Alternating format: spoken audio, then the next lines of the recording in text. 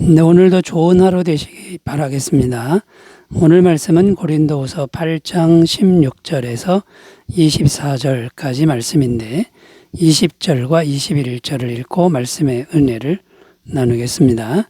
이것을 조심함은 우리가 맡은 이 거액의 연보에 대하여 아무도 우리를 비방하지 못하게 하려 함이니 이는 우리가 주 앞에서뿐 아니라 사람 앞에서도 선한 일에 조심하려 함이라.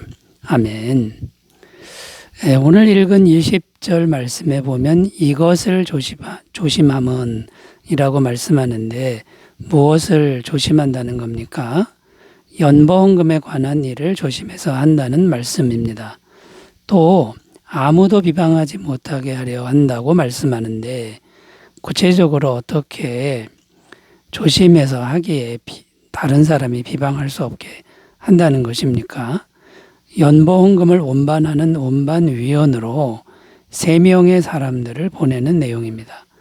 왜 3명의 사람들을 보내는 걸까요? 돈을 옮기는 문제이기 때문입니다. 한 사람만 보내면 여러 가지 의심이 생길 수 있는 상황이 발생하기 때문입니다.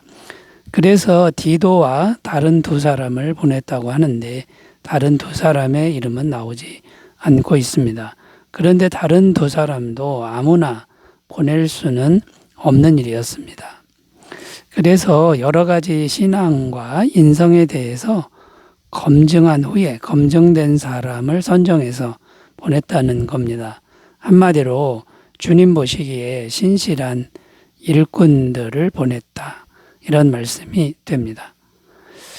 그래서 오늘은 과연 어떤 사람들이 주님 보시기에 신실한 일꾼일까 하는 주제로 말씀의 주제를 선정하고 오늘 본문 말씀을 통해서 주님의 신실한 일꾼은 어떤 사람인지를 찾아보면서 은혜를 나누겠습니다. 첫 번째는요, 주님의 신실한 일꾼. 첫 번째는 주님의 부르심에 적극적으로 자원하는 사람이라는 겁니다.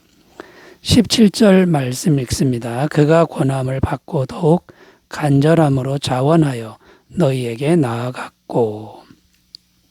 자, 이 말씀에 보면 그가 권함을 받고 이렇게 기록하는데 그는 디도를 말합니다. 그런데 디도가 연보헌금에 관한 일로 다시 고린도에 가는 것을 아주 적극적으로 자원하여 나아갔다는 겁니다. 그런데 이것은 결코 쉬운 일이 아니었습니다. 왜냐하면 디도가 고린도에서 마게도냐로 돌아온 지가 얼마 안 된 상황이었습니다. 굉장히 피곤한 상태였다는 것이죠. 당시는 교통수단도 없어서 전부 걸어서 가야 하는 시절이었습니다.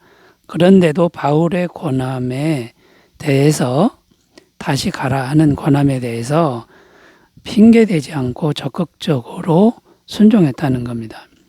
이때 바울의 마음은 어땠을까요? 바울은 많이 미안했을 것입니다.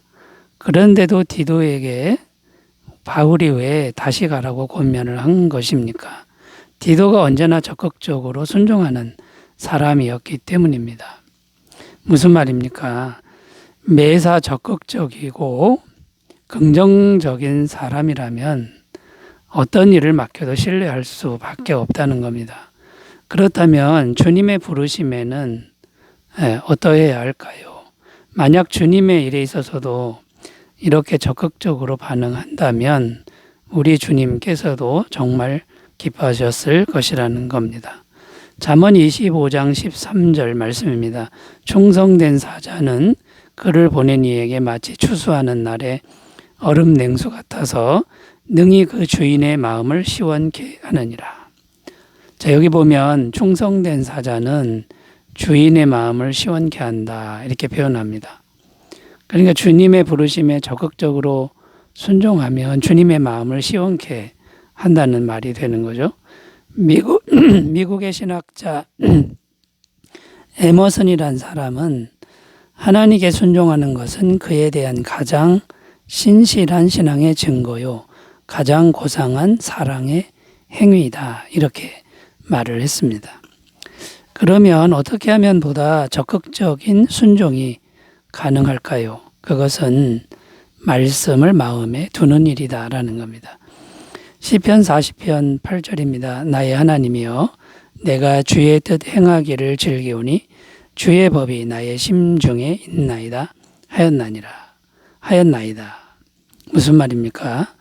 주님의 말씀이 심중에 있으면 주님의 일 행하기가 즐겁다. 이런 말씀이 되는 거죠. 그 첫 번째 말씀을 마음에 자꾸만 두는 게 중요하고요. 둘째는 항상 기도하여 성령으로 충만하게 하는 일이다라는 겁니다. 사도행전 4장 19절 20절 베드로와 요한이 대답하여 이르되 하나님 앞에서 너희의 말을 듣는 것이 하나님의 말씀을 듣는 것보다 옳은가 판단하라. 우리는 보고 들은 것을 말하지 아니할 수 없다니. 무슨 내용입니까? 목숨을 위협하는 상황에서도 성령 충만하니까 뒤로 물러가지 않고 더 적극적으로 복음을 전하게 되었다는 말씀입니다. 자, 그러므로 여러분, 주님의 부르심에 적극적으로 자원하는 사람들 되시길 바라고요. 이를 위해서 말씀 묵상과 성령 충만을 항상 노력하는 삶이 되시기 바라겠습니다. 두 번째로 가겠습니다. 주님의 신실한 일꾼은 어떤 사람일까요? 두 번째는 복음의 관점에서 교회의 인정을 받은 사람이다 라는 겁니다. 18절 말씀 읽습니다. 또 그와 함께 그 형제를 보내었으니 이 사람은 복음으로서 모든 교회에서 칭찬을 받는 자요. 자, 이 말씀을 잘 보면 디도와 동행할 형제 한 사람을 소개하는 내용인데 이름은 나오지 않고 있지만 그 형제의 삶의 모습은 나오고 있습니다. 그 사람은 거액의 연보를 가지고 먼 길을 여행해도 욕심으로 행하지 않을 사람이다 라는 겁니다. 어떻게 그렇게 신뢰할 수 있다는 걸까요? 오늘 말씀해 보면 복음으로서 모든 교회에서 칭찬을 받은 자요 이렇게 말씀하고 있습니다. 복음을 삶의 최우선으로 두는 사람인데 모든 교회가 칭찬하는 사람이다 이런 말이죠. 그러면 왜 복음을 삶의 최우선으로 하는 것이 신뢰를 주는 겁니까? 당시 복음 전하는 일은 참 어렵고 위험한 일이었습니다. 복음을 전하려면 목숨 걸고 해야 하는 것이었기 때문입니다. 그런데 이 사람은 그 일을 최선을 다해 했다는 것인데 그것을 보고 모든 교회가 그를 칭찬했다는 겁니다. 참 믿을 만한 사람이라고 칭찬했다는 거죠. 이런 사람은 어떤 사람입니까? 결코 돈 때문에 욕심의 노예가 되지 않을 사람이라는 거죠. 자신의 생명까지 걸고 복음을 전하는데 이 세상의 것의 마음을 빼앗기지는 않을 것이라는 겁니다. 그러므로 우리가 주님의 신실한 일꾼이 되려면 어떻게 해야 합니까? 주님의 복음의 말씀이 이 세상에서 가장 귀한 것이라는 믿음을 길러야 한다는 것이고 또 복음을 전하는 일에 전부를 거는 믿음을 잘 길러야 한다는 것입니다. 주님의 생명의 복음이 전부가 된 사람이 이 물질 때문에 탐욕에 빠지지는 않을 것이다 라는 거죠. 이런 사람들로 우리가 다 자신을 신실한 일꾼으로 만들어 가시길 바라겠습니다. 자, 세 번째로 가보겠습니다. 주님의 신실한 일꾼은 어떤 사람일까요? 세 번째는 신앙과 헌신에 대해 충분한 시험을 통과한 사람이라고 말할 수 있다는 겁니다. 22절입니다. 또 그들과 함께 우리의 한 형제를 보내었노니 우리는 그가 여러 가지 일에 간절한 것을 여러 번 확인하였거니와 이제 그가 너희를 크게 믿음으로 더욱 간절하니라. 이 말씀에 보면 연보 헌금을 운반하는 일에 뽑힌 또 한 사람, 세 번째 사람이 나옵니다. 그러니까 총 세 사람이 뽑힌 셈인데 세 번째 사람도 이름은 나오지 않습니다만 그러나 여러 번 확인했고 시험해 보았다고 말씀합니다. 그런데 우리가 여러 번 확인했다고 말씀하는데 혼자서 한 사람이 시험한 것이 아니라 교회 공동체 전체가 함께 시험했다는 것입니다. 이렇게 신중하게 사람을 선정했다는 것이죠. 이것은 우리가 하나님의 일을 할 때 어떻게 해야 하는지를 보여줍니다. 하나님의 일은 정말 깨끗하고 신중하게 해야 하고 또 누가 봐도 투명하게 해야 한다는 것이죠. 만약 그렇지 않으면 교회 안에 또 다른 여러 가지 문제가 생길 수 있다는 겁니다. 특히 돈이 걸린 문제는 더욱 그럴 수 있다는 것입니다. 또 여기서 한 가지 더 생각할 것은 교회 직분자를 세우는 데서도 이런 태도가 적용되어야 한다는 것입니다. 첫째는 교회의 성실한 것을 일단 기본적으로 확인해야 하는 거고요. 교회 일꾼으로 세우려면 일단 성실해야죠. 성실성이 없으면 아무리 대단한 일을 해도 신뢰할 수는 없는 노릇이라는 겁니다. 그러나 더 중요한 것은 직분자는 교회의 지도자입니다.